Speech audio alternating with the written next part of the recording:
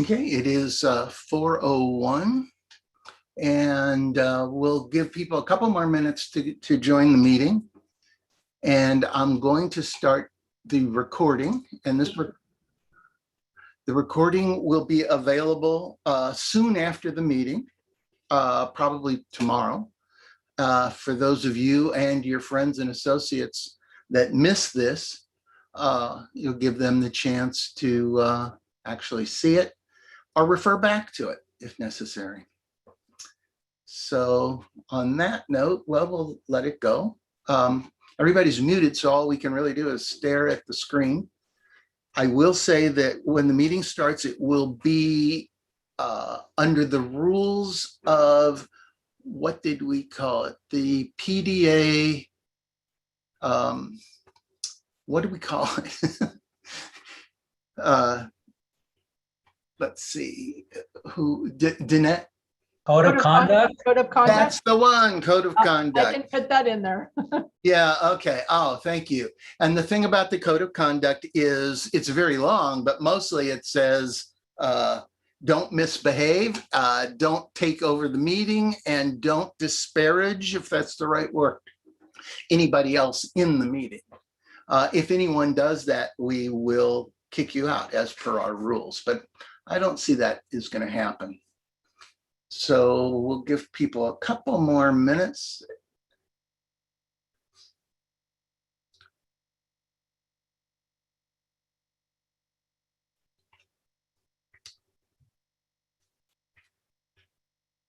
I think at this point, yeah, never mind.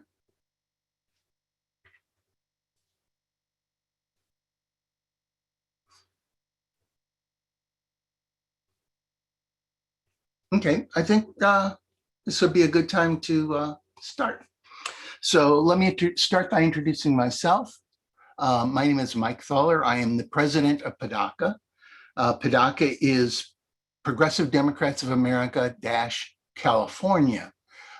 If you're not familiar with Progressive Democrats of America, it is a national organization, a national activist organization that's obviously progressive, and it supports progressive candidates and progressive ideals. This particular meeting is a state issue. Anyway, it's a state.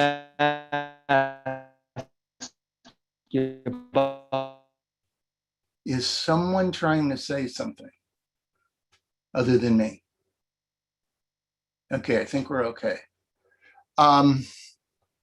So PDA California takes care of state issues, including candidates from governor on down, which is why this is a PDA-CA meeting, technically, and PDA is from Congress on up.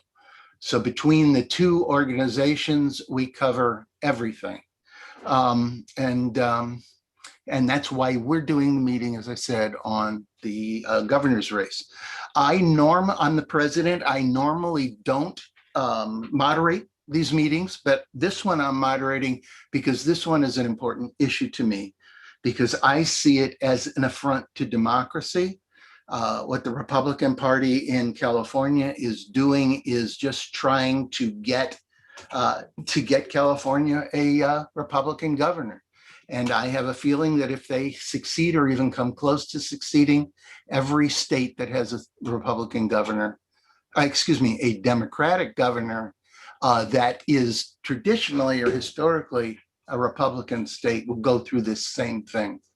And we'll see that the United States of America is totally run by Republicans, which isn't such a terrible thing when you say it, but when you think about what it means, what the Republican Party has become, it really does become a terrible thing. So on that note, I'm going to shut up. We've got a bunch of people here who are our helpers. We have Danette Abbott Wicker, who will be in the Q&A. She will be looking at any questions that you give. All questions will be given by chat. And most questions have been pre-submitted, so that at first we won't even take any chat questions. But if there's time, after the pre-submitted questions are submitted, or we've gone through them, or our speakers have, we may then let you or ask you to put additional questions in chat. We will not be taking questions verbally. So it's either by chat or pre-submitted is how we'll be taking questions. But I think questions will be a relatively minor part of this, because mostly we have 4 experts, actually 5 experts, and they have a lot of information to give us and a lot to think about and a lot of things to do. So those 4 experts are Diana Marin Malo, and she'll correct what I botched up in her name. She is the No on the Recall campaign's press secretary. We have Ruth, and I'm not gonna be able to pronounce this either, Levanos. Anyway, she'll also correct me. I guess everyone who's going to speak, assume that you will have to correct me. And she is or was a city council person. Are you or was? I still am. Okay, she went through a recall election and succeeded. And Ruth's expertise, are really her unique knowledge, is to know what worked for her, what didn't work for her, and to observe what Diana talks about for this recall campaign, and maybe say, yeah, I kind of wish I'd have done that, or maybe that isn't such a good idea, or whatever. But that's going to be the insight that we get from Ruth. That's the first half of the meeting, which are, what are the details about the recall thing and what's the strategy? The second half is how can we get involved? And the first speaker on that will be Andrea Guzman, who is with the Democratic Party, and she's part of the CDP's effort to activate CDP members especially, but I imagine they will also take those of you who are not CDP members if you want to help. And she'll be talking about that. And following that, we have Cookie Parker of Women Against the Recall. And that is another group, if you're interested, that is also working against the recall to activate people. And she'll be telling us about that and how we...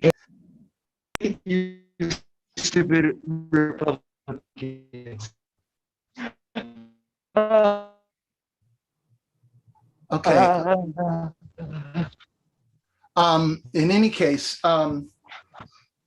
please mute yourself if you are not speaking. And in fact, we're going to switch to you not being able to unmute yourself without asking.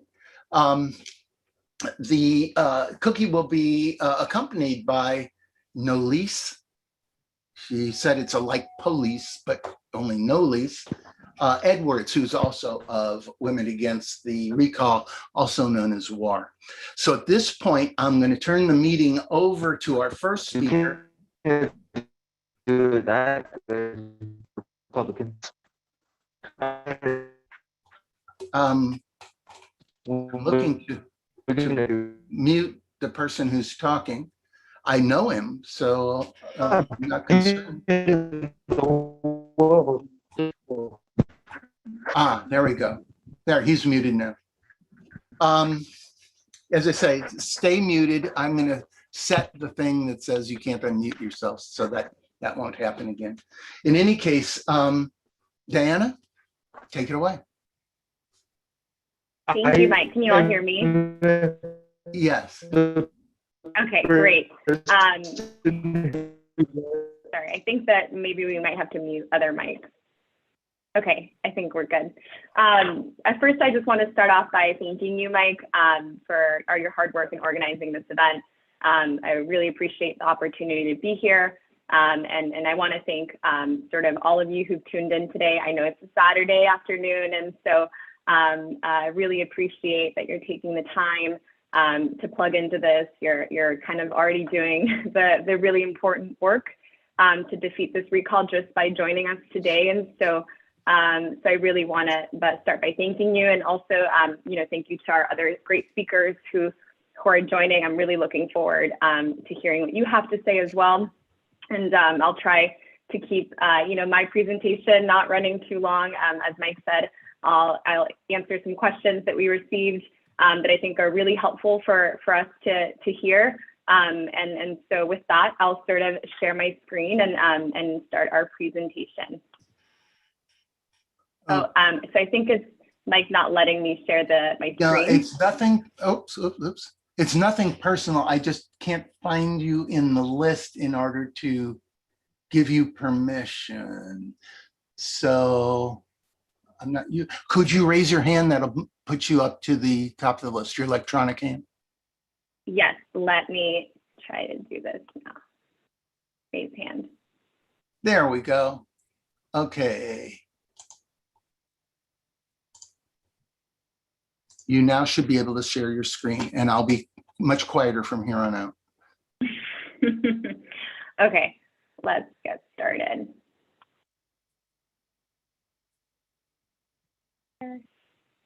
And let's see. Right now I'm having some trouble here, but I will.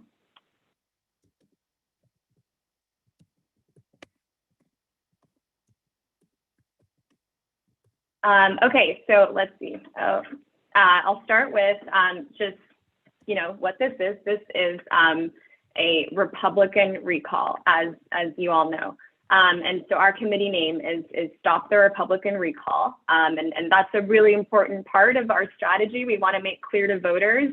And I hope you guys, every time that you talk about this recall, you call it what it is, a Republican recall. And so this committee was sort of formed to stop this from happening. And so, sorry, it's not letting me. So I'll start with some basics on the state of the recall. As you may or may not know, the election date was just announced. So this election will be held on Tuesday, September 14th. And mail ballots actually drop just a few weeks from today on August 16th. So you should all expect to see your ballots soon. All California voters will be mailed a ballot, which is really, really great. We know that mail-in voting is safe and secure, and we're excited that voters will be able to have the opportunity to vote from their homes, just as they did in the 2020 election. You voters and all of us will have until September 14th to return our ballots. But of course, they can be returned the day that you receive them. And we're really hoping to get the vote out and make sure that that people are voting as soon as they get their ballots. People will also be able to vote at their designated voting place on September 14th. And so that gives us 4 weeks to make sure that our friends, our neighbors, our family members have all voted. I'll talk a little bit about the actual recall ballot. It will have 2 questions. The first being, do you support the recall of Governor Newsom? And the second being, who should replace Governor Newsom as governor? We are only focused on the first question, and that's really, really important.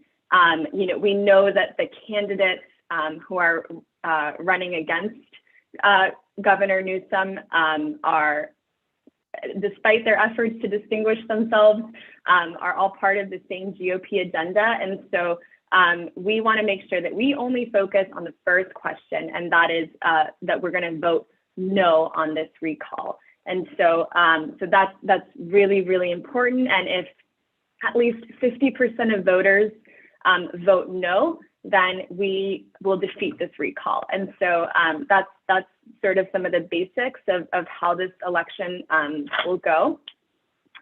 Apologies, it takes a second for the slides to turn.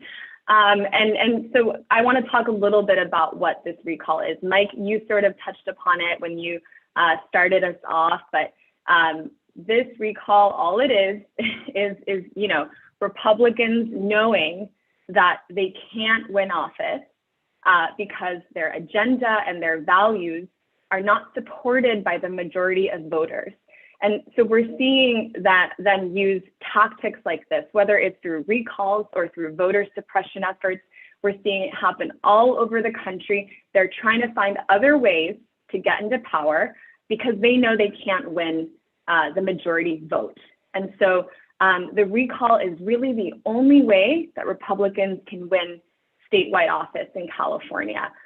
Governor Newsom won, with a landslide victory over John Cox, who's one of the candidates in this recall now in 2018. And so we know that they can do it. We know that they can be successful through these, tactics. We saw it happen to Governor Davis in 2003 with Arnold Schwarzenegger. And so, so this is just every time that a Democrat holds elected office, this is what they do. For those of you who don't know, this is actually Governor Newsom's 6th recall attempt. So this is a strategy that they've been using, since he came into office, which tells you a lot about their actual priority. This it's nothing but a Republican Trump power grab, and that's why we have to fight it. As you may or may not know, California has some of the lowest thresholds for qualification for recalling, and it's the reason that we're here today. What's really important for me to communicate to you is that the GOP is banking on a low Democratic turnout. And so that means that, we really have to energize our base. This is a special election. And so it's going to be a little bit harder to get voters to turn out. But we are building momentum every day more Democrats and Californians are joining this fight. So it's certainly something that we will do, but turnout is going to be our most important strategy to defeat this. Let me see. Sorry, the slides are a little bit slow there.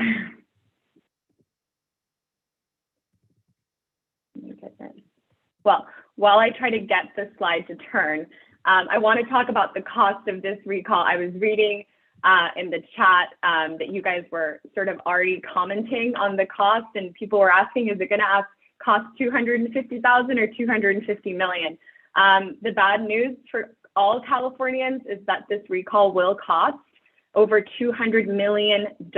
We're not talking thousands here, and that's money that should have been used to fight for our recovery. So that's money that could have gone to small businesses. It's money that could have gone to working families. It's money that could have gone to programs that help uplift people out of poverty. And instead, it's being used to cover the cost of an expensive, unnecessary recall, which with an election just a year away, we all know, it's just a strategy for Republicans to come into office, and it's going to cost us all. So every single taxpayer should be infuriated that during this pandemic, the state of California is paying over $200 million for their unnecessary and shameful power grab. And I call it unnecessary and certainly shameful for California voters because this is a play from Trump's party. This is a Trump-funded, all the donors who supported Trump's campaign and who donated to Trump, those are the same voters who are donating to this recall and to the candidates who are running for this recall. And it's not just California Republicans or California Trump Republicans who are contributing. We are seeing money come in from the National Republican Party. The RNC is mad is that they lost the White House. And so they're flooding, they're bringing their money into California. And we have to make it very clear that, they're stepping on blue turf. This is, we are the beacon of progress. California has always been the leader in progress. We've always led the nation. And so we're not going to let GOP agenda come and undo all of that progress. But what's really important when we talk about this recall is that we inform again, our family, our friends, our neighbors, that this is Trump Republicans who are backing this. And it's an agenda that certainly does not belong in California. It's an agenda that California voters do not support. And so we really have to be united to fight this recall. There's an image here on the screen of a pro-Trump, anti-Newsom rally. These rallies are filled with QAnon conspiracy theorists, with anti-vaxxers. That's who's behind this. People who are linked to the Proud Boys, people who are linked to the January insurrection. So it's just really important that we know and we communicate that that's who's behind this. They're radical right-wing extremists. And that's not coming from us. That's what press is reporting. That's what the media is reporting. And so we're running a factual campaign. These are the facts. This is the truth. And so we really, really want to make that clear to everyone. And the slides are again delayed, but what I wanted to talk about next was our sort of strategy to beat this recall. And it's very simple. And when I say we, I mean Democrats, progressives, the party, we are all, we have to be united. We have to be unified. We have to stand together against this recall.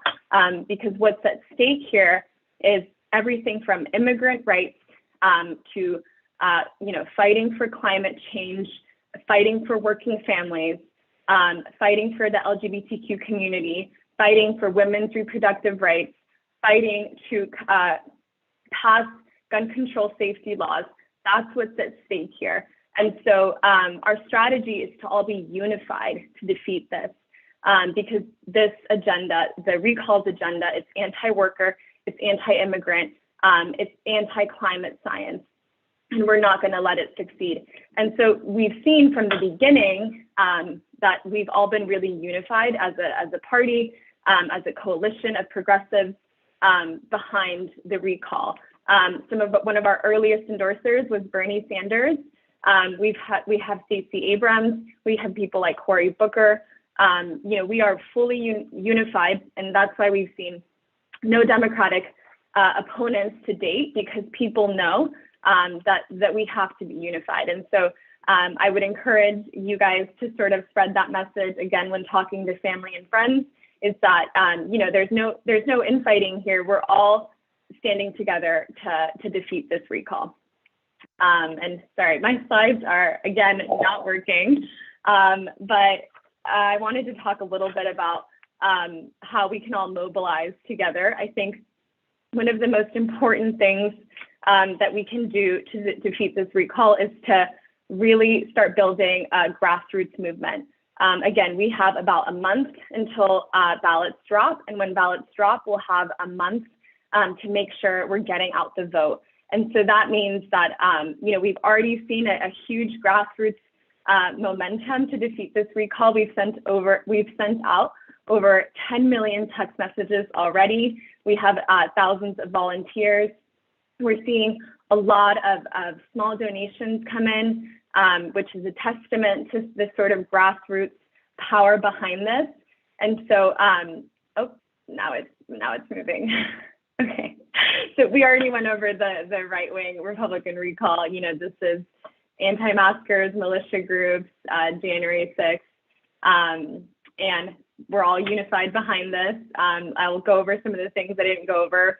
Beyond having national progressives on our side, all the major entities are behind us, all statewide leaders are behind us, President Joe Biden and Vice President Kamala Harris are behind us, and we also have key constituencies behind us. And when I was talking a little bit about, how we have to mobilize and really build this grassroots momentum, that's because we really have an opportunity here. This is sort of the first national test for Democrats in the post-Trump era. So the eyes of the nation are on California. Everyone is watching to see sort of what version of the future we will choose, whether it'll be down a dark path with Donald Trump or to a bright future with Governor Newsom. And so we gotta really have that clear. This is huge. It's a special election, and it's one that will have a lot of implications for the rest of the nation. This is our opportunity to show the country that we're not going to let Republicans, cheat their way into office. That we're not going to let them suppress the vote. We're not going to let them use these tactics. And so framing this recall in that national context is really important for us. And we're going to maintain that grassroots momentum to be able to do so. I have what I was mentioning earlier. We have over 10 million texts sent out, over 300,000 grassroots donations so far. And so we're building up this infrastructure because this is, this is greater than the recall. Midterm elections are right around the corner, and the House majority will come down to California. So all the work we put in now with this election will help us win those elections, which are so key. We're seeing what's happening in the country. And so it's really important that we all do our part to mobilize our base. And it's, of course, freezing again. I was going to go over just some of the questions we got. One of the questions we got was regarding the second question on the ballot. So that's where, if not Governor Newsom, then who? And sort of back to what I was speaking earlier is we're not focused on the second question, because if we lose the first question, then we've already lost. Immigrants have lost, workers have lost, women have lost, the LGBTQ community has lost, our planet has lost. And so what's really helpful to know too is you don't actually even have to vote on the second question. The Secretary of State doesn't require you to vote on both questions. So let's focus on the first question and go up, please inform and raise awareness that we don't even actually have to vote on the second question. And so another question I got was really, what's the best way? We're seeing Republicans use these tactics. So what's the best way to mobilize voters to help defeat them? And it's sort of what I've been saying all throughout this presentation. It's not just about voting. We have to make sure everyone we know is voting. Our friends, our neighbors, our family members. There is definitely an awareness problem. And so we have to make sure that, we're talking to our neighbors, we're talking to our friends about what this recall is, about what's at stake here for California and for our country. And it's not just having conversations, it's following up, right? It's similar to the tactics that we used in 2020 to beat Trump. Those are the tactics that we'll use again. And that's a lot of grassroots, person-to-person contact. So whether you're phone banking, whether you're sending out texts, whether you're calling your aunt and ask her if she's received her ballot, those are all the tactics that will help win this. We'll take care of the digital and the cable ads. What we need you is to help push our message. You have to help us double down on our message. And so you can find more opportunities to get involved if you visit our website. Again, I'm sorry that the PowerPoint is not working. I was hoping to be able to show you guys the link, but our Twitter page is Stop Rep Recall, and please follow us. Please sign up to volunteer, sign up to phone bank. If there's door knocking events, please sign up to participate. Door knocking, studies show, is one of the most effective ways to reach voters. And so I really encourage all of you, just as you're now taking time on your Saturday, to plug in and be here with us, and just to spend to really help us energize our voter base. Another question we've gotten, which I think is a good one, is will we see the governor campaigning? The governor, he's focused on his job. He's focused on our recovery. There's a lot of crises that he's helping address, but he will be out on the campaign trail. So expect more activity from him and from more national Democrats. And we hope, when there's opportunities, that you'll all join us on the campaign trail. And so if you haven't, seen a lot of the anti-recall movement yet, you will soon. And so I'm really looking forward to having you all. And so again, I just want to thank you guys. I want to keep it brief. But that's a little bit about our strategy. And so if it's, I hope it's been clear, but really we're framing who they are, who's behind this. Our ads sort of have shown that. And so it's, same Republicans who refuse to accept the results of the presidential election, that's who's behind this. So I'd encourage you all to look at some of our ads, which do a good job of framing who they are and what they seek to do, which is to undo generations of progress in our country. And we think that, that's the message that voters care about right now, because that's what's happening in the whole country. And so I hope what I've said has been useful. Apologies that the slides, tech is always can't really be trusted. So apologies for that. And thank you again for having me. My personal Twitter, I just opened it for the campaign, is DL Marin M. And also, Mike, it's Marin like Marin County. I know that can sometimes throw people off, but that's anyway, a little bit about our campaign. I'm really looking forward to hearing more. The CDP will definitely give you guys more information about how you guys can get involved through their mobilization. And so thank you. Thank you, Diana. That's awesome. Do you have time for some questions? So we're not doing live questions now, but I think if you can email them in, I will make sure to review them and get back to especially the ones that are really helpful for all of us to hear. Okay, we can do that. We'll, pull the questions out of chat, send them to you, and put them then in a blast with the answers. Although if there are any, questions that seem really important and pertinent, maybe we still have a couple minutes, maybe that are in chat. I have them all. I have maybe. them all in a Word document if you want me to read them off. Yeah, well, read some that you think Okay. people don't really want to wait for. Okay, really quick, for a question from Joanne Ballin. Can people write in Gavin Newsom on question 2 after voting no on ballot question 1?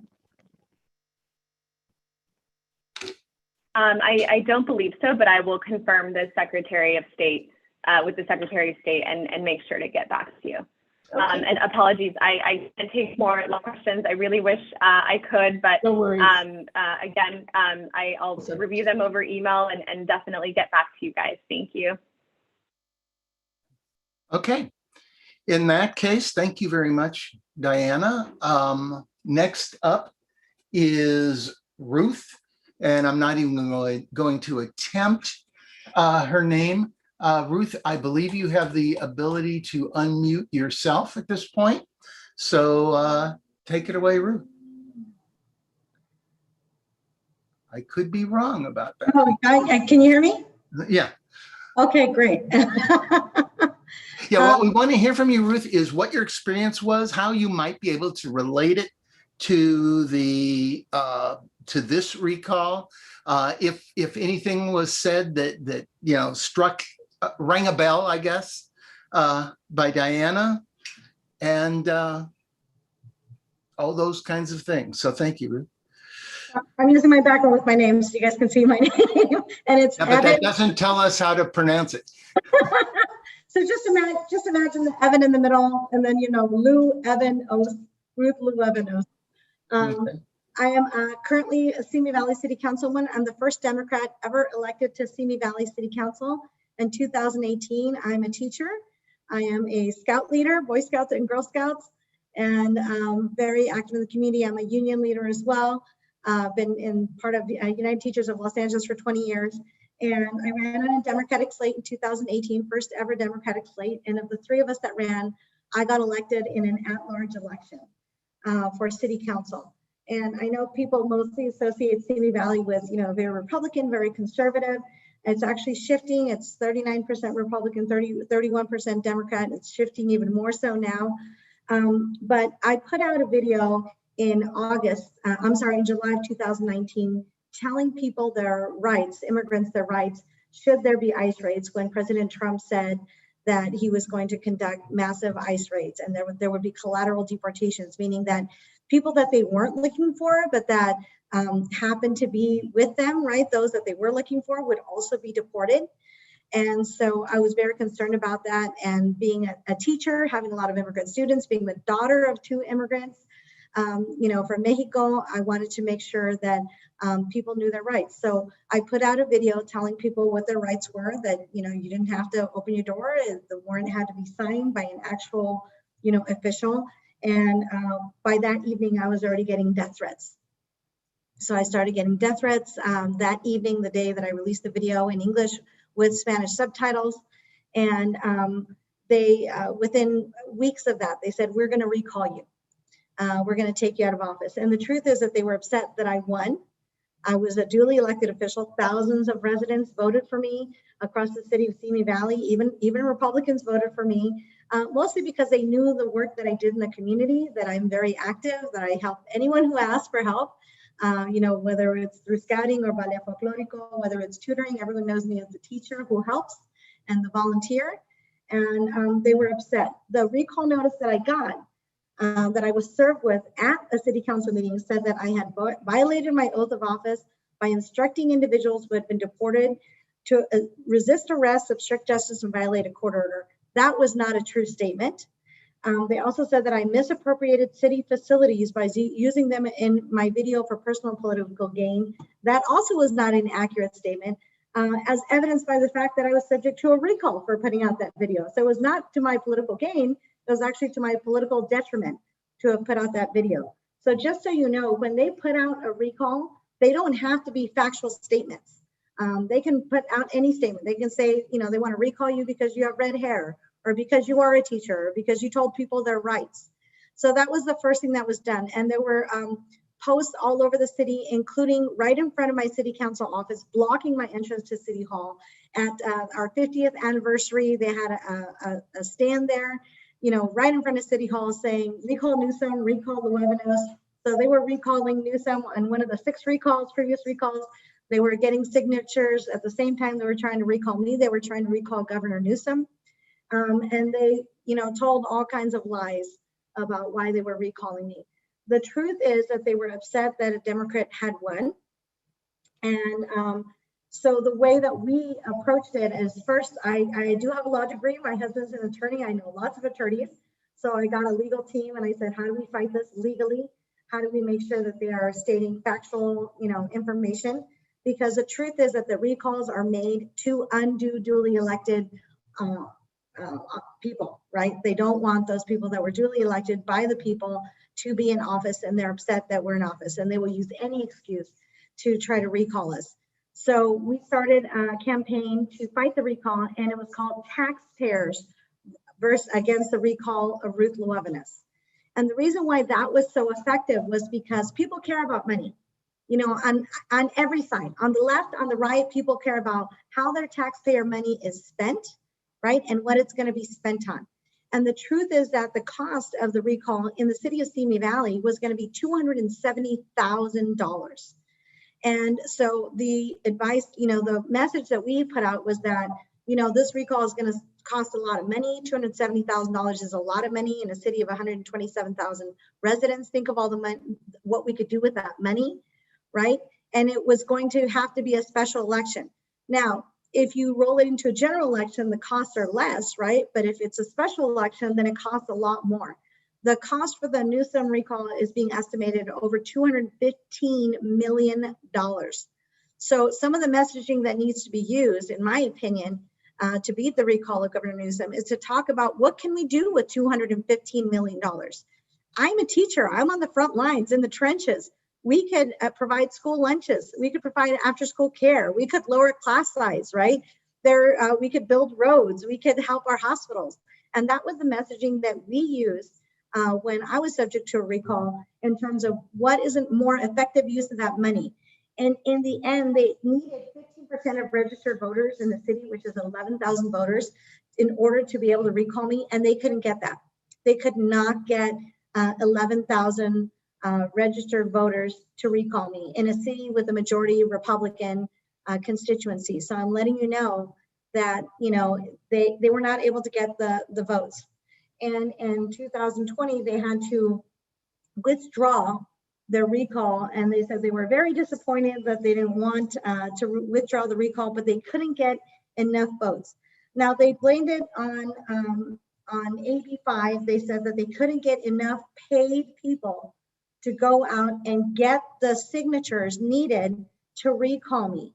But the truth is that the work that I did and the work that was constantly highlighted in the community was that I stood up for immigrants, I stood up for civil rights, I stood up for police accountability, I stood up for the environment. You know, I fought for the cleanup of the San Jose Field Lab and making sure that we have clean water and equitable water rates. The work that I did with Clean Power Alliance on the board of directors to fight climate change, the work that I've done to make sure that we house our homeless, the work that I do for affordable housing. And that was the messaging that was constant. And whenever people saw the pop-up, you know, recall Newsom, recall Ruth tents, people who were advocates on my behalf would stop in front of the grocery market and say, hey, do you know what Ruth has done for the community? These are all the things that Ruth is doing. And we don't want to lose Ruth, you know, regardless of what her political affiliation is. In the end, just so you know, there was a happy ending. The very man, Joe Pachowski, was a staunch Republican who led the recall against me. After the recall failed, he actually came to a city council meeting several months later and defended me and my position on equitable water rates, because I felt that people who who used more water should pay higher water rates. And so he actually came and defended me at a city council meeting and my position, my stance on equitable water rates. And so we need to laud all the things that Governor Newsom is doing well. And we need to make sure that people are aware of all the wonderful things that he has done for the state.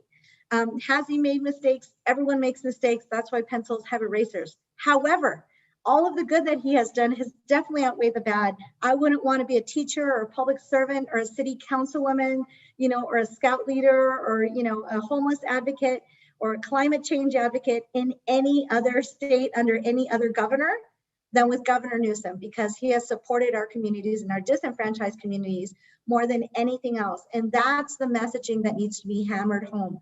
What has he done for our community, for our businesses, for our Black community, for our people of color, for our students, for our low income, for our veterans, for our homeless?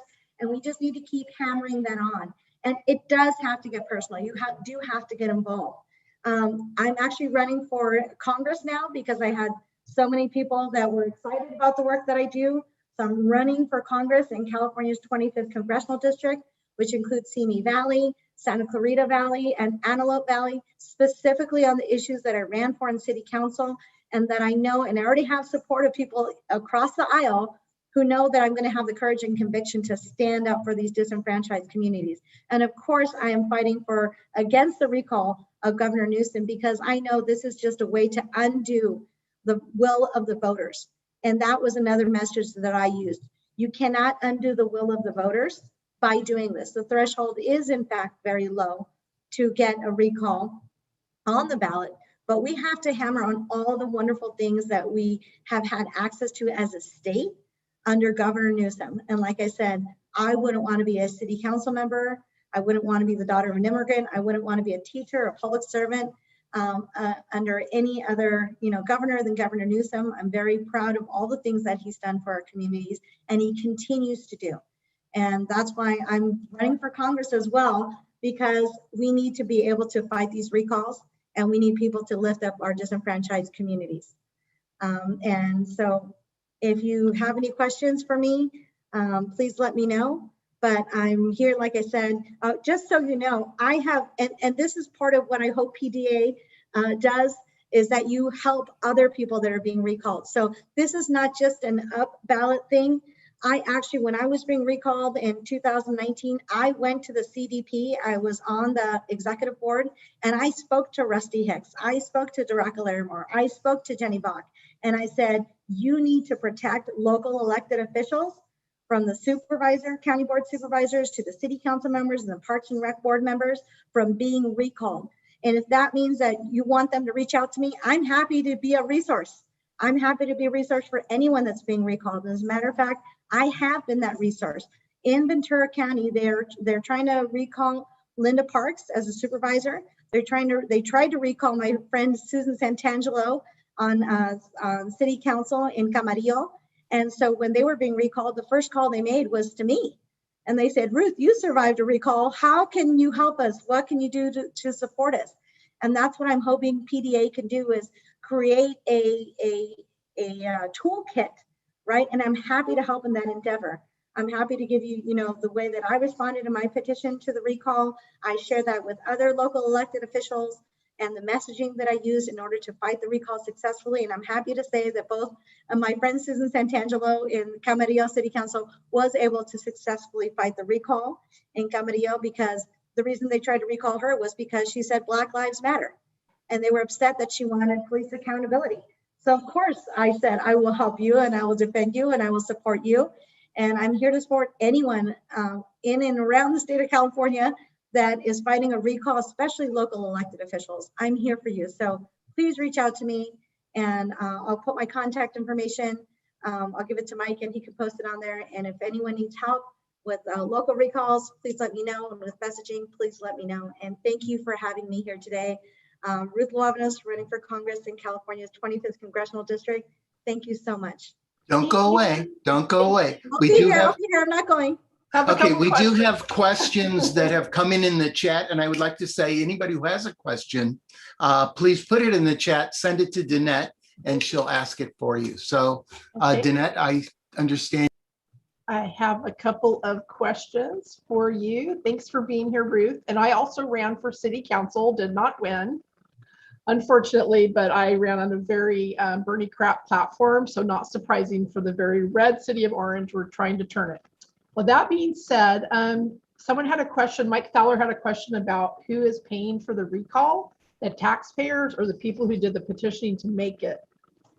That was another one of our messages, was that Republicans are trying to make all taxpayers pay for their discontent with, with an official election result. Crazy. And so that was another message. So all taxpayers pay for this. This comes out of the general budget. I had asked that question, because it does come out of the California's general budget, just like local recalls. If I had been recalled and they had to pay for it, those $270,000 would have come out of the general budget for the city, which means what would we have had to cut? And that was another message. What will we cut? If we have to pay $215 million for Governor Newsom's recall, what will we cut? What will we put on the chopping block? Free summer lunches? That's the messaging that has to be put out there as well, because it's going to come out of the general budget. All taxpayers will pay for it, and we will have to cut the budget somewhere. Yeah, that's kind of not a good thing. I actually just got a comment in the chat about that we're missing data that shows we're going to lose. Have you had any indications about the recall is not going to be defeated? Have you heard anything about that? I haven't heard anything about, what are the chances? I know people are polling right now, but it really is, recalls are about voter turnout. They are about who you can get to the polls. And so the, GOTV is going to be huge. Registering voters is going to be huge. Educating voters is going to be huge.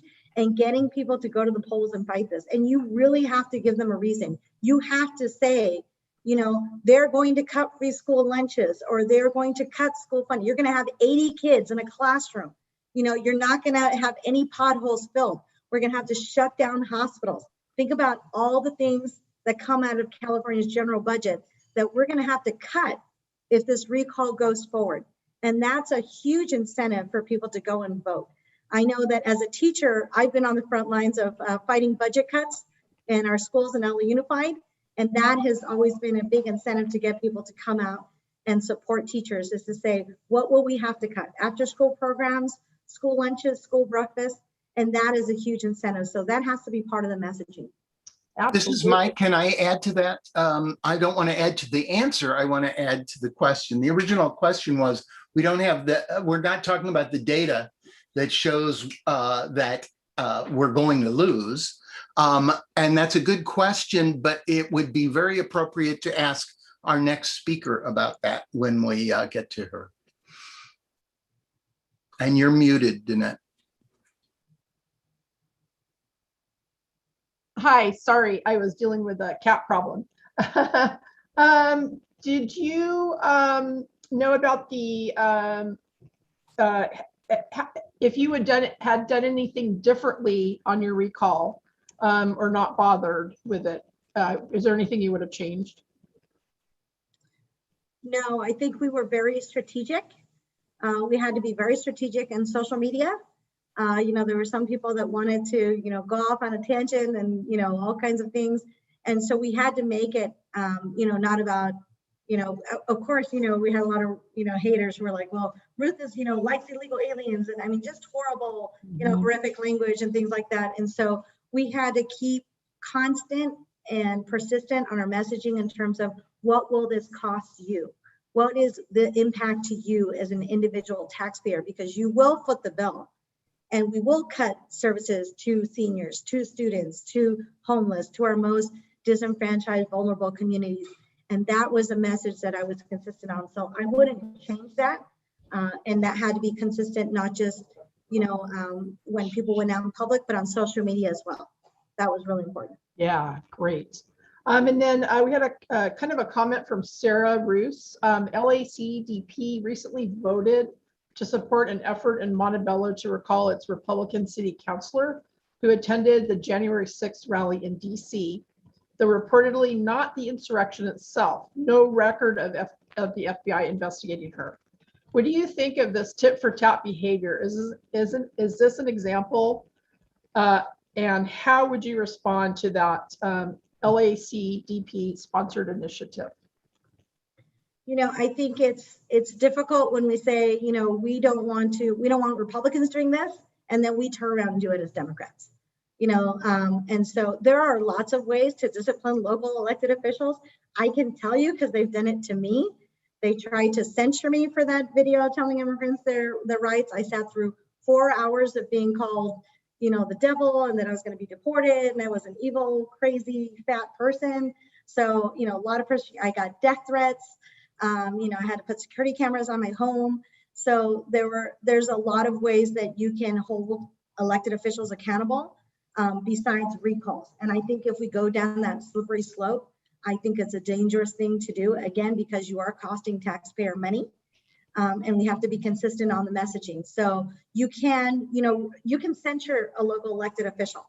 You can publicly censure them, call the media, let everyone know that you're slapping on them on the hand, whatever it is that you're doing, that you don't agree with what they said. You can disavow their actions. You can strip them from all their committee assignments, right? There's a lot of things that you can do to local elected officials.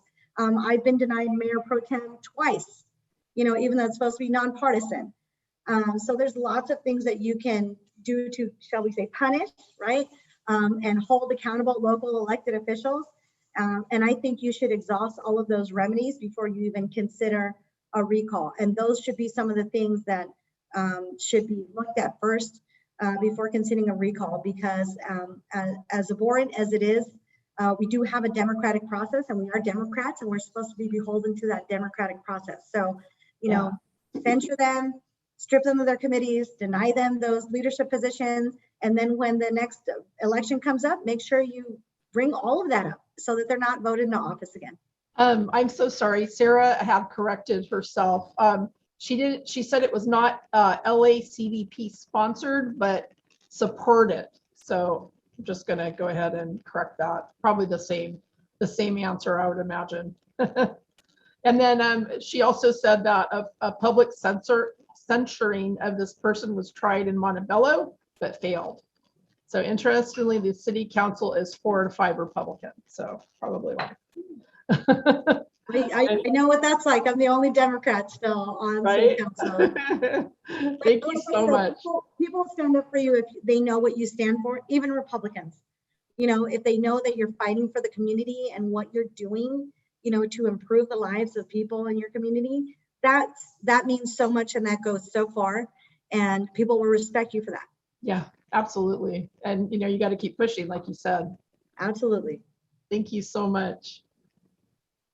Just one more question, then we'll get back to Mike Fowler.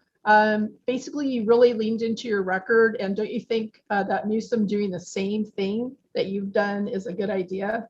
Voters need a reason to vote for rather than vote against. That's how Trump kind of won his base over, with fear mongering. We don't want to do that. We want to talk to them about what the benefits are for them. Absolutely. And so, it's a two-pronged approach in terms of what will be lost if this goes through, and the cost that it's going to be, but also, what are you standing for? And that inspires people more than anything. I believe that's why I got elected to city council, because people literally came up to me and they said, "You're the first Democrat I'm ever voting for, but I know that you have courage, Ruth, and conviction, and you're going to stand by your values and you're not going to back down." And so that is what you have to stand on. We have to stand on, Governor Newsom's record of handling this pandemic in an extremely responsible way, and making sure, the moratorium, evictions, all the things that he's done, protecting essential workers, protecting teachers, protecting nurses, our healthcare workers, all the things that he's done during this pandemic that other governors have not done, is something to be admired. And, and still having an economy that is strong and thriving, and that is going to support, the residents here, making sure we all have housing. So we're talking about basic needs, from healthcare to housing to civil rights. Those are all the things that we need to stand for and highlight. And if you highlight those things, then I know people will be inspired to go and support Governor Newsom. Absolutely. Thank you so much. And you need Okay. to get on board with getting fracking out of the state next. Absolutely. Thank you so much, Ruth. Thank you, Mike. And thank you for your time and your insight. It was very helpful, at least to me. But we're going to change gears now and move into the second half of the meeting, which is basically how can we get involved? There has been some discussion of that already, but we've got a few people to speak. We're going to start with Andrea Guzman, who is with the California Democratic Party. She is part of the No on the Recall coordination. She'll tell you what the California Democratic Party is doing to coordinate the effort. And even if you're not in the California Democratic Party, I bet you could volunteer to work with them if you're so inclined. But we also have other people who are not necessarily with the California Democratic Party that has some ideas for you too. So Andrea, you want to take it away? You have the ability to unmute yourself. Yes, I see that. Thank you so much. Well, hello, everybody. Good afternoon. My name is Andrea.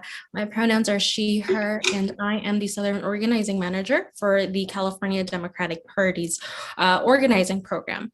So the organizing program is looking to really strengthen the already existing infrastructure that the party has, which means really focusing on helping and assisting in whatever way we can our county committees, our clubs, our activists, and partner organizations so that we can continue to build a long-term progress. I do want to note that this is a little different from 2020, although we're not quite yet sure what 2022 will look like.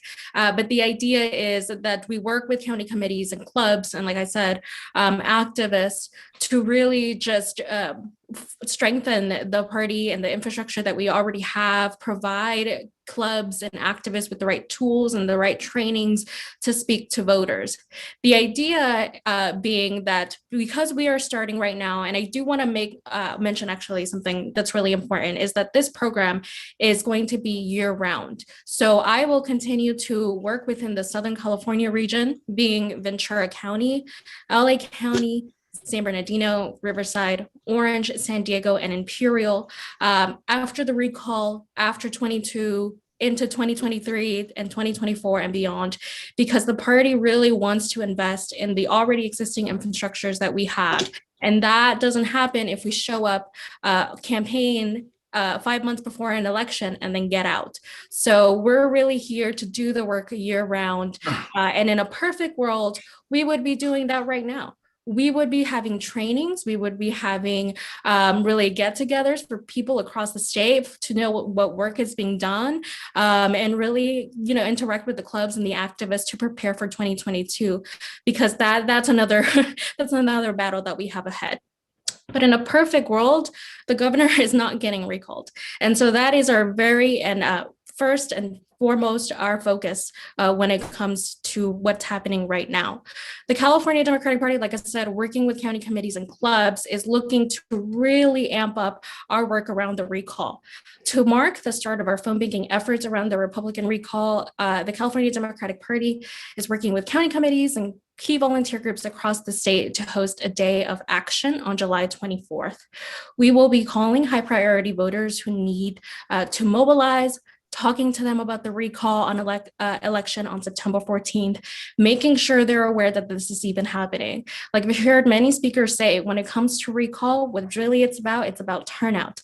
Some people don't even know that this recall is happening. We're plugged in, we know what's happening on the local level, on the state level, on the national level. That's not everybody. That's not everybody who's constantly glued to their television, their phone, to see what's the latest news. And so we really have to do outreach to Democrats to make sure that they turn out. This will be an important moment for us to mobilize volunteers to take action and to get in touch with key voters. With only weeks until the recall election, we need to work quickly and efficiently. And we are relying on our volunteer leaders across the state to step up and help guide this work. We can't do it without you. And like Mike mentioned, right, I am with the California Democratic Party. Maybe you don't identify as a Democrat, not California, as a Democrat. Maybe you consider yourself maybe Democrat adjacent, or at least to the left side of the political spectrum, and want to really stop this Republican recall. We really ask you to get involved in our efforts, but also the campaign. So I do want to make the distinction. The campaign is really focusing on the texting program and doing outreach. They've been doing it for a really long time, and they will continue those outreach efforts as far as I'm aware. But I'm sure that the press secretary here can correct me. But what the California Democratic Party is taking on is the volunteer run phone banks and canvases. We do expect that we will have to hit the doors at some point. We're thinking it may be when the ballots drop, but right now it's important that we start having those conversations sooner rather than later. Like I mentioned, we're really relying on clubs to adopt a phone bank. The idea is that if this is a club that's strong and has the capacity and has a history of running phone banks before, we provide them the tools, the training, the messaging, the list, everything that they need to run a phone bank. All we ask is that clubs recruit their members and actually recruit their members. It's different from just posting a graphic online and asking folks to join.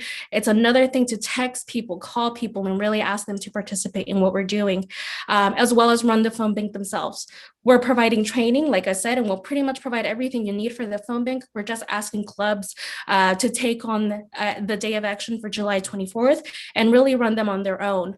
Why? Because we have to have people across the state doing the work. And like I said, the party is really focused on building the infrastructure that we have. Maybe your club has never hosted a phone bank, or they have, but maybe you want additional tools and additional training. That's what we're here to do, because in the long run, us having conversations with voters now may be a benefit to 2022. Plus, because of the organizing work that we're doing right now is starting so early, we get to see what works, we get to see what doesn't, but it's not going to work if we don't have involvement and we don't have investment from people about the recall.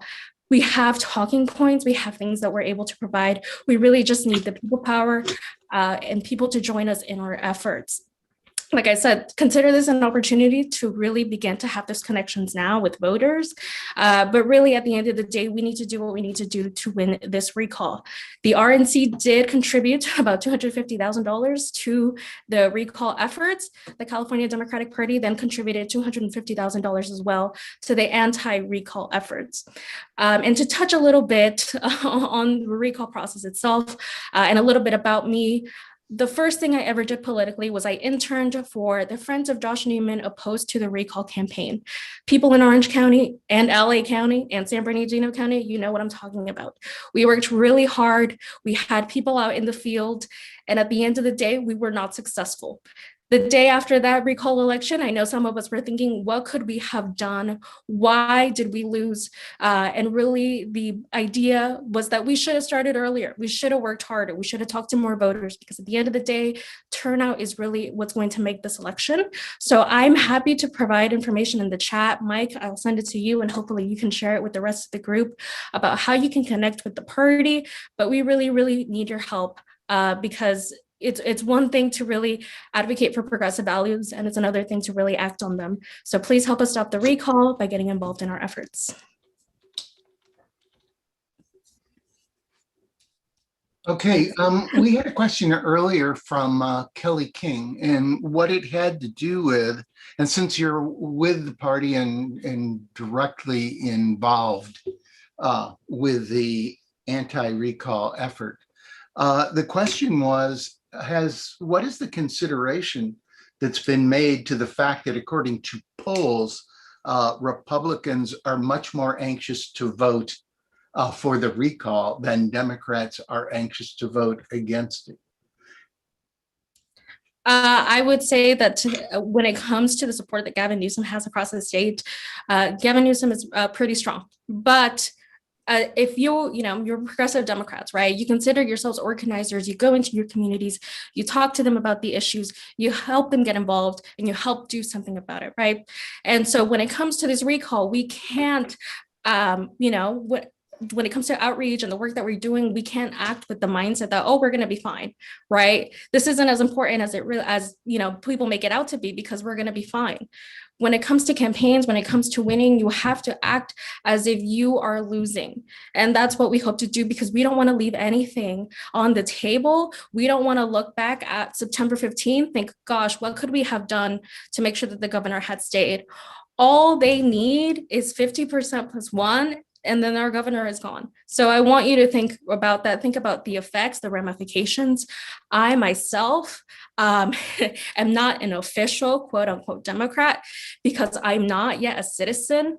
And I'm grateful that the governor has taken action to make sure that those who are undocumented, I'm not undocumented, I do have, I'm grateful to have a green card, but has taken action towards to help immigrants, to help women, to help really marginalized communities. And I think that, right, there's so many messages that we could center around this recall, whether, but I think the key focus is just to vote no. And different messages may resonate with different voters, but that's the conversations that you have on the phone. That's the conversations that you have in person, right? You have to figure out what works with the voter that you're speaking to, and then talk to it. So that way that they know that the most important thing that when it comes around, to this recall, is that they vote no. It's really that easy, just vote no. Okay. Danette, are there any other questions for Andrea? Yes, there are. Thanks, Andrea. That was really helpful. And I actually wanted to start out with my question, because it just popped into my head before I forget. I heard somewhere from a couple of sources that the holding on to the House of Representatives is going to hinge largely on California. Have you heard that said, and what do you think about that? I have not heard that said, but I think if it was, and let me just add a little bit to that, right? This organizing program is new. Another thing, I'm actually fairly new as well. I started about a week and a half ago, but we're hitting the ground running. There's no time for me to really get caught up on things. It's just about doing the work. If that is true, again, consider this an opportunity to start engaging for 2022. We're having conversations with voters. They're aware that there are, what's at stake, right? Because what's at stake right now, if we lose the governorship, is very similar to what's at stake if we lose the House of Representatives, Senate, or the White House, right? The Republican Party isn't necessarily what it was a long time ago now. And I know that, it was talked about before, that people leading this recall effort are not your, neighborhood Republicans that just are vote conservative and they, patriotic. These are people that are just horribly tied to the the far right. And so I think what's really important is that we just consider this an opportunity to organize, but also consider this an opportunity to do something that really matters right now. Thank you. That's a really good thought process to keep in mind as we're going forward into 22. Speaking of which, how do we get in touch with anyone, you or anyone on your team, to get involved with this effort? Beautiful. I love it. Thank you. And that's exactly why I'm here to talk about what it is that you can do to take action against the recall. So I did put my information in the chat, and Mike reshared it. I don't know if maybe Mike could reshare it again, but we are looking for community hubs. And this is something that I touched on, right? We want clubs not only to adopt July 24th as a day of action where they run a phone bank, but if you have the capacity, we would like you to do establish something regularly when it comes to the outreach efforts that we're doing against the recall. What does regularly look like to you? Just think consistent, right? Maybe your club can't host a phone bank twice a week, but maybe you could host one every other week, twice a month, something consistent up until, the end of the recall, up until the last day, because that's what it's going to take. We're looking for community captains. If you are a leader within your, maybe you're not part of a club, but you're really active, you're really plugged into what's happening. Maybe you could lead local, hyper local efforts in which we're tabling at farmers markets, really just having any visible event to let people know that this is happening. It's really just about getting the messaging that we want folks to vote no. So please, if you have a club, you're part of a club that you think can host a phone bank, you are a person who considers yourself a community captain or would be interested in that role, please contact the organizing department. It's organizing@kdem.org. You can email us there. Depending on which part of the state you're in, we'll direct you to different things. But I do want to make this very clear and very important to highlight that we currently already have events happening right now. There are Democrats across the state who are not waiting for July 24th. They're getting started right now. If you go to the Mobilize page for the California Democratic Party, you can find events around you and start taking action right now. Well, can I add to that question? What if you're just an individual, but you have a bunch of friends that are passionate about this? Can they reach out to you and you put them together, and you help put them together as if they were actually members of the CDP? Yeah, like I said, you do not have to be part of the CDP. You do not have to be part of the Democratic Party. If you want to take action against the recall, which I hope that we all do, we are just a vessel for that, right? And so if you are just a person who has a lot of friends who are really passionate about this, perfect. You are a perfect candidate to be a community captain. You can go table at your farmers markets. You can go have an event that's super hyper local that lets people know that there is a recall and we want them to vote no, and let them know what's at stake. Great. All right. A couple more questions. One from John Fauci. Is the party planning any large-scale advertising campaigns supporting Newsom, like TV, internet, billboards, etc.? So when it comes to a lot of the messaging, we're working really closely with the governor's team. I believe that is a question for their campaign. We are really on the receiving end of what it is that they are, on the research that they do, the targeting that they want us to have. We're really just about the doing, right? We know what we want people to do, which is vote no on the recall. Now it's time to do the outreach to Democrats. So we're sort of on the receiving end of that. Great. The next question comes from Dr. Bill Huntingman. What talking points are being used in the training to orient canvassers to impress upon voters how important it is for them to vote in this recall election? Yeah, so I mentioned our canvassing program will most likely not start until ballots drop. Ballots will drop around the week of the 16th. And so by then, maybe our messaging may change. And again, we're working closely with the governor's team to go over what the messaging will look like then. Right now, it's about letting people know the governor's accomplishments and everything that he's done for California. Like I said, different messages resonate with different groups of folks. It's all about the conversations that you have. But in order to have a conversation, right, you either have to talk to them on the phone, talk to them over text, or talk to them in person. So that's really what I'm trying to drive home. It's all about these one-on-one conversations that we have. Absolutely. Thank you. And then a couple more questions. Ernie Powell asked, if a voter votes no on the recall, but mistakenly votes for a candidate, does that mean the ballot is thrown out? I'm honestly not quite sure. Things are just, I'm honestly not quite sure. That's my answer to that question. Okay. And then what can we do in the future? This comes from Robin Gilbert. What can we do in the future to prevent these types of recalls?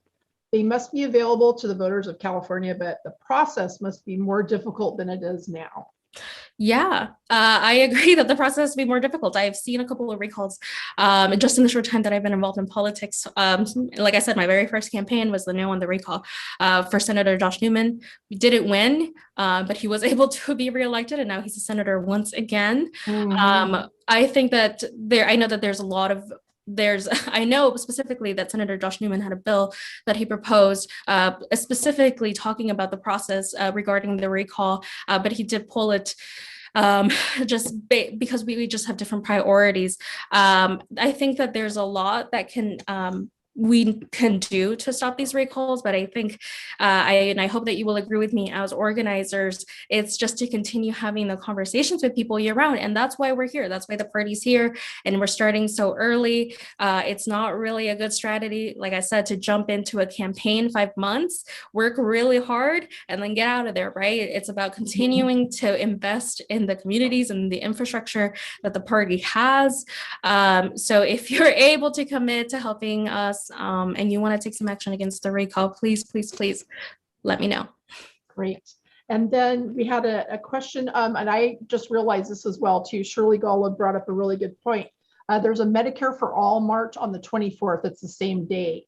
So it might detract from people attending your event. Would you consider another day of action in that case?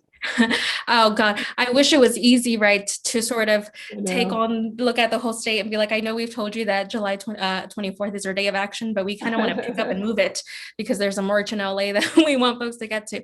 I think, you can attend your march in LA, but maybe your club can continue to host phone banks throughout up until the election.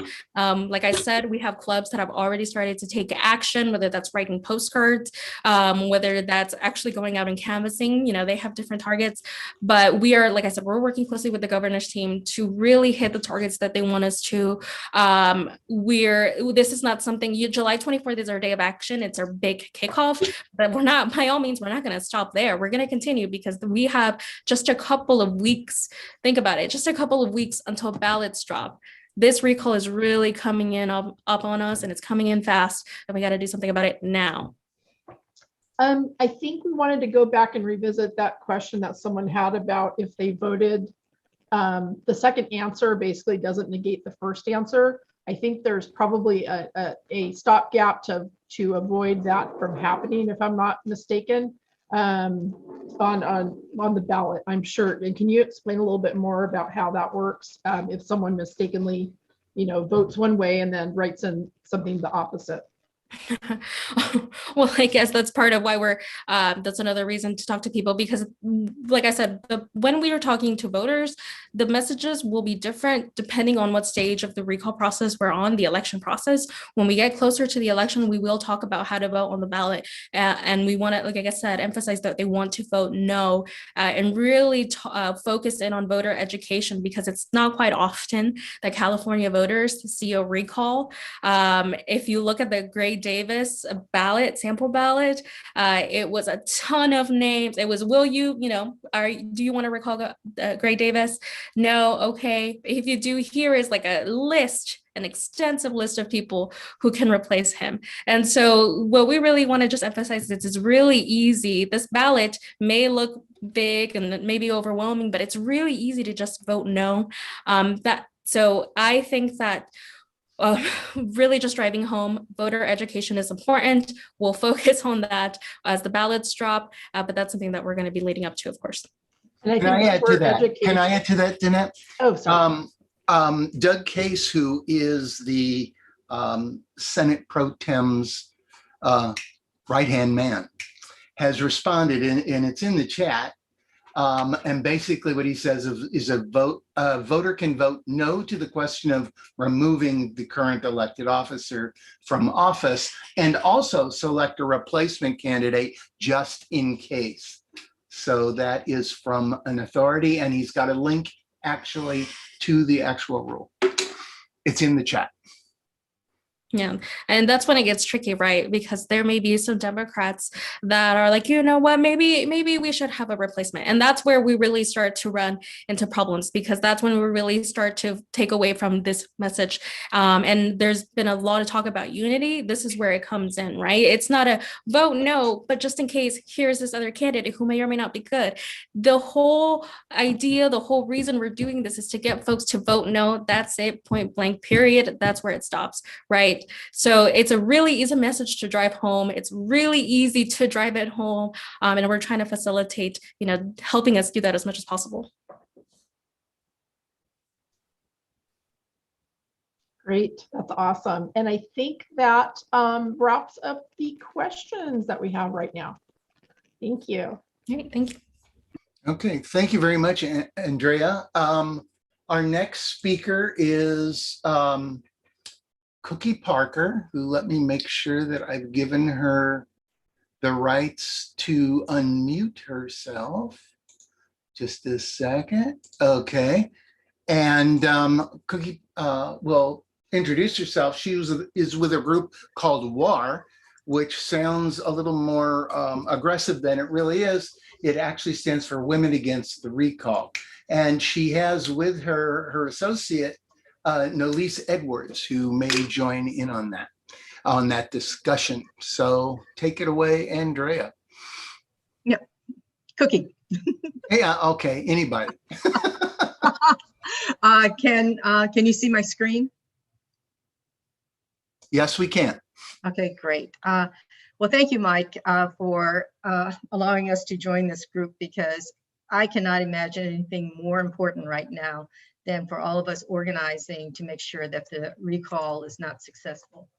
We're a grassroots group, and the way we got started was that in January 2021, a group of women spearheaded by former Senator Carol Mosley Braun, Congressmember Karen Bass, and Barbara Lee started a nationwide effort called Secure the Seat to build partners and allies to support increased representation of Black women in the U.S. Senate, since we had none.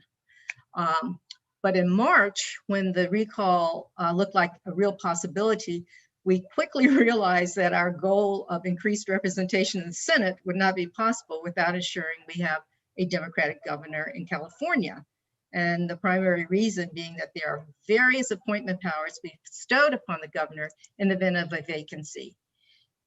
With a Republican governor, we could potentially have a Republican Secretary of State or a US Senator.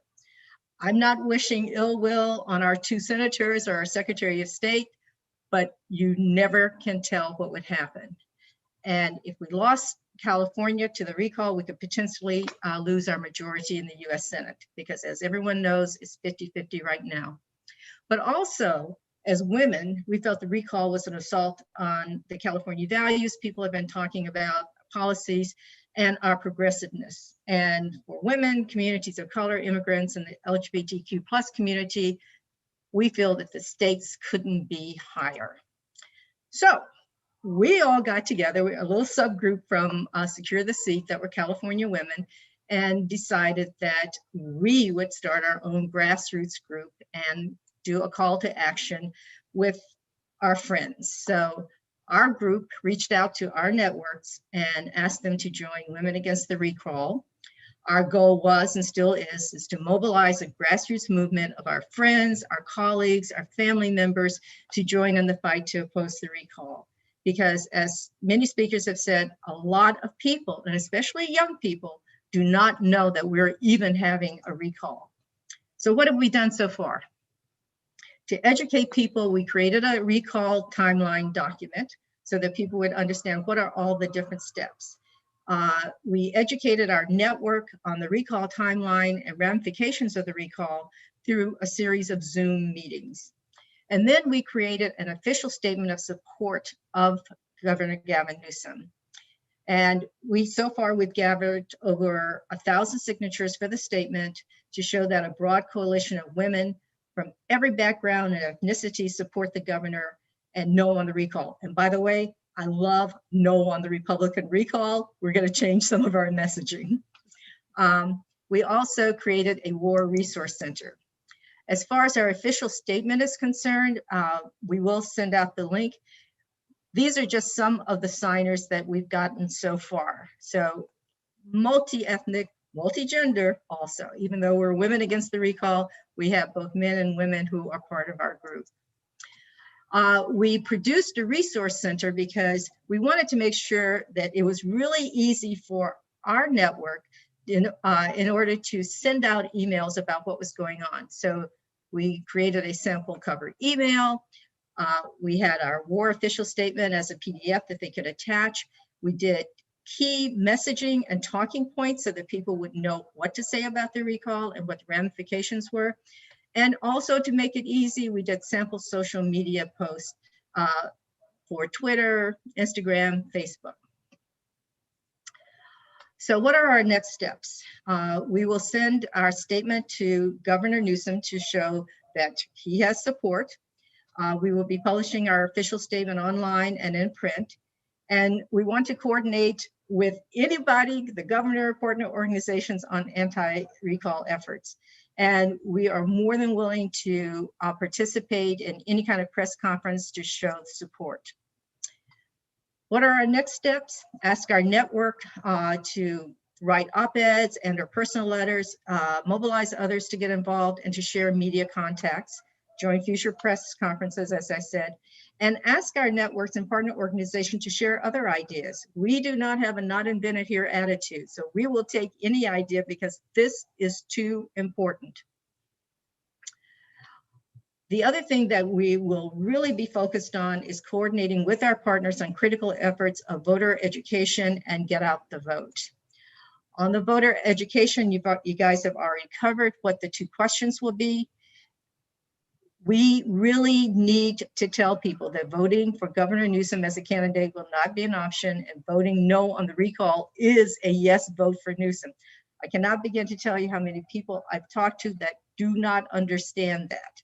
And so we really need to get that across. And then of course, GOTV is a must. Although Democrats are 46% of registered voters and Republicans are 24% and decline to state are 24%. Remember, we lost California 25 in 2020, the first time Republicans flipped a Democratic held seat in California since 1998. So we cannot take anything for granted. We cannot leave anything to chance. So that's who we are. Thank you for your partnership. Thank you, everyone on this call, for taking action and for allowing us to join this coordinated effort to mobilize our communities. Your partnership with Women Against the Recall, because this is war, by the way, we are going to war for our democracy and our state, is invaluable. And if you have any questions, feel free to reach out to either Nolise or me. Thank you very much, everybody. And I might add, or put them in the chat to Oh, Danette. put them in the chat. And I would like to ask Nolise, excellent job, thank you. I'd like to ask Nolise if she has anything she would like to add. But you need to unshare your screen. Yeah, I am going to do that right now. Okay. No, thank you. I think Cookie has framed it very well. I mean, our biggest goal obviously was awareness and education, and you've heard that throughout this entire meeting today, because Cookie is right. The meetings that we had, people were just unaware of really what was going to be on the ballot and what those 2 questions meant. And there's a lot of apathy out there about the need to get out there and vote. And so that's keenly important. And I heard Ms. Guzman talk about that, we have to make sure people get out to vote and to understand it. And so we are looking to partner anywhere that we can with our partners to help do that. And, and I provided a copy of the PowerPoint to Mike, and he can get that to you all, but we're ready to partner. And yes, please put our info in the chat. Thank you so much for having us. Thank you, Shirley, as well. All right. Thank you, Nolise. And let me add just one thing. I read this, and I don't know if it's true or not, but the polling for Latino and Latinas is very close on the recall. And one of the primary reasons was because the schools have not opened yet. So when we're looking at messaging, we need to make sure that people understand that the governor, he wasn't the one, he had to close the schools because of the pandemic. So I think we need to add that into our messaging. Okay. Danette, are there any questions for the War Gang? Yes, first and foremost, you might have already put that up in your PowerPoint, but what is your website? We have a Facebook page and we will get that to you. We Great. are a true grassroots organization. I love that. That's Yeah, the we have way to do Facebook it. and Twitter. We created a Twitter, so I'll get that. We'll get all of the information to Mike to give you. Okay, great. Oh, and we would like people to sign the statement. Okay, great. Basically I think we're all in agreement that we need to vote no, period. Leave it at that. Leave question 2 blank. Going to choose between one of the Republicans is counterproductive. We need 51% of no votes to win. I think that's all correct, right? You would agree with that? Okay. And then how do we, this is a question that was from Geraldine. This is a question from Nathan Kemp. How do we bridge the digital divide? Trump captured the working class in both 16 and 2020. How do we not just win on Facebook and internet, but on September 14th? Well, I'm not quite sure I understand the question, because part of the digital divide is the fact that people are using, Twitter and Facebook so successfully. And that's one of the reasons why we put out a different social media post in order to reach especially young people, because that's what they live on. But I think it's multi-pronged. It's going to be the door-to-door that Andrea was talking about. It's going to be traditional newspaper and digital. I think it's every single type of media that we can use, we have to use. And may I suggest TikTok? The millennials and what's the other generation? They almost exclusively use TikTok, to the exclusion of Facebook for sure, and lesser Twitter. Yeah, okay, Instagram. So, yeah, exactly. So how we do have kind of a question, so kind of a comment from Sharon. She wanted to make sure that we clarify why are we, she is not in agreement that we should leave question 2 blank. What are the reasons that we would do that and not fill it in? That's kind of a vice versa. Does that make sense? My personal opinion is, we went through this with Gray Davis, right? And they put Bustamante up there, and that did not help us. I think our singular focus has to be no on the Republican recall. End of statement. That's it. Don't even consider part 2. That is our focus. No on the Republican recall. Okay. And just a lot of educational outreach. Keep it simple. Absolutely. Yep. We don't know how many names are right, and we don't know how many names are gonna pop up from now until the to the end deadline. And so I think if we're as clear as possible on that education piece, I think that helps us in terms of the confusion. That's great. And I kind of asked my own question. How do we get this? We have to legislate this change, right, to make sure that this isn't this easy to get this on the ballot. I think the threshold needs to be higher. How do you foresee that working out in the next, few years? I think that after we win this, all right, we really need to go up to Sacramento and say, folks, this is crazy. We went through this before, okay? Now is the time to start changing the recall laws. There has to be a higher threshold. So we can't pat ourselves on the back on September 15th, all right? On September 15th, that's when we start part 2 of this, because this is going to be a strategy. I forgot who mentioned this. This is going to be a strategy that's going to be used month after month, year after year by the Republicans, because they know they can't win in states like us. Yep. Regularly. Absolutely. Amen to that 100%. The work is just beginning. That's what I always say. Don't let your guard down. Can I add something that just using my privileges, after all, I'm the president of the organization. One thing that really bugs the hell out of me is the fact that I was involved in a recount at the last election. It was a Democrat who had lost by just a couple hundred votes. And they had to pay for that recount. And I believe in San Diego County, where I live, it was something like $30,000 a day to get the votes recounted. And this is almost a rhetorical question, but why wouldn't any organization that comes up with a recall and gets the signatures has to pay for the election, which in this case would be $250 million. Comments? I agree. Okay, that was a good comment. Any more questions, Danette, for them? Just a quick comment from Geraldine Stapleton. The filing deadline is July 16th to be a candidate on the ballot. Just an FYI. And I'm not sure what this comment means. Kelly King said, on this ballot, Newsom is spelled N-O. I believe that was sarcasm, especially since I know Kelly King and she's inclined to do that. We need a laugh at this point, right? Yeah.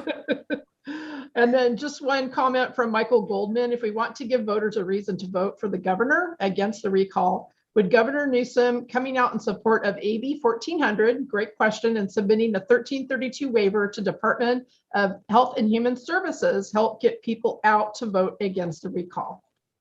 Great question. Thank you, Michael. No, I think it's That for us, because that's not a question I think we can answer.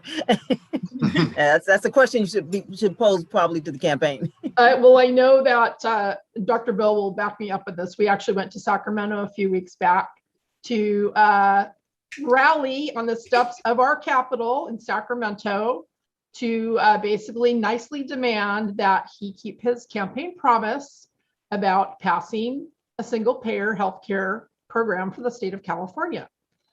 We basically told him, if you have our back, we're going to have your back and help you out on this recall attempt. So, Dr. Bill. Dr. Bill, what? Are you asking for him to be able to speak? He had some more comments to add to that, I'm sure. Oh, okay. Since he's been a proponent for Medicare for all single payer for how many decades now, Dr. Bell? Okay, he doesn't have permission to unmute himself, so let me. Oh, thank you.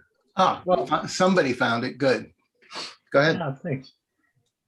Yeah, actually, thank you, Danette and Mike Goldman, for bringing that up. There was a study that was done and put forward by NUHW, the National Union of Healthcare Workers, that showed that persons who were polled as being uncertain or undecided on the recall were about 5 times more likely to vote in favor of the governor not being recalled if he did support, if he were to come out and support Medicare for all. So that's actually some pretty good evidence that he could be, kept in office if he did vocalize that kind of support at this point. He certainly ran on the issue, and he has the commission in place, the Healthy California for All Commission, and they are working toward developing a plan for that, and as well as hopefully we'll model AB 1400 into that plan by the end of their meetings, which we're being told should happen by the end of the year. You can find the report on that survey at the Healthy California Now website, healthycalifornia.org, healthyca.org website under news. And I could drop it in the chat, but I can't put anything in the chat. Put it in the chat, send to me, and I'll re-put it into the chat to everyone. Oh, thanks. There it is. Okay. Oh, that was quick. Okay. Thank you. Okay, Danette, any more questions for War? It looks like we are good. I just put that to Healthy California, so did Okay. you. So I think, yeah, I think we're ready to roll on to the next people. And the next people are people who are not on the agenda, but a couple people who are part of some groups have said that they would like to talk just for a couple minutes, because we, believe it or not, are actually running out of time, to describe what they're doing. And Danette, I think you have the list. There weren't very many of them. I think there was 2 groups. You should have that list of who they are. I'm sorry, which groups were you talking about? These are people who are parts of groups that are. Oh, yes. Working. Oh, yeah. Yes. I believe we want to call on, he's been waiting very patiently, Ernie Powell. Okay, so Ernie, if you could raise your hand, we will unmute you. Oh, I found you. But remember, Ernie, keep it to a minute or 2. Okay, not a problem. Well, first of all, thank you very much. And it's good to see a lot of good friends here. I work with Social Security Works, which is a national organization fighting to protect the benefits and the earned benefits that that American seniors get from all the bad stuff that Republicans want to do. And we are coming out very strong against the recall. First of all, I would urge everybody on the call to go to our Facebook page, which is called Seniors Against the Recall. In the coming weeks, we're going to be having a number of Facebook Live events featuring senior leaders and senior leaders from throughout California to talk about why this recall has to be defeated. And just one other note, when we will also be preparing we have some issue briefs on why this governor has done an exceptional job for seniors, all the way from the Master Plan on Aging, which talks about the growth in our aging population and how we make sure they've got healthcare, housing, et cetera, and other good things that he did during the pandemic to literally save lives. So Seniors Against the Recall, I've left my email in the chat if you have any questions or want to work with us. And again, please look for those Facebook Live events we're going to be doing. One last point, and Cookie, this sort of speaks to you because I know he's our mutual friend. John Bauman, who is known as Bowser. Many of you have campaigned with him throughout the years. He'll be hitting he'll be going all over California, either live or on Facebook, to talk about why seniors need to vote no against the recall. Cookie, good to see you, by the way. Ernie, thank you so much. Would you do me a favor and just drop those links in the chat to me, and I'll go ahead and let everyone know? Will do. Thank you. Thank you. Okay, Jeanette, there was one other person. Do you remember who it was that has a group similar? I am not, I didn't see anything in the chat. So if anyone wanted to say something, raise your hand and we'll call on you. Yeah. Well, it's not just say something, but we're looking for people similar to WAR that have put stuff together. I see an applaud there, but I don't see a hand up. So perhaps, oh, now David Wright has his hand up. Go ahead, David. Yes, you can unmute yourself. I was kind of digging through trying to find the Facebook war site. I didn't find it, but I did find a Students Against the Recall site. So there is a Students Against the Recall site also on Facebook. And one of the people who has friended on it is known to a lot of the Democrats here in San Diego County, Luke Tesla, who is an ADEM for the 76th. So if you have younger people who are looking for a place to get plugged into, there are the Students Against the Recall, so that the millennials and so forth have a group of allies that they can band with and do their work as well. I yield my time back to the chair. Okay, that might be me. I think it's time to wrap up. We originally said we would end by 5:30, then we said 5:45, and then we said maybe 6. So I think that this is a good time to wrap up, that we covered a lot of really good information. And I just want to say one thing, that progressives tend to judge politicians with a score. How progressive are they?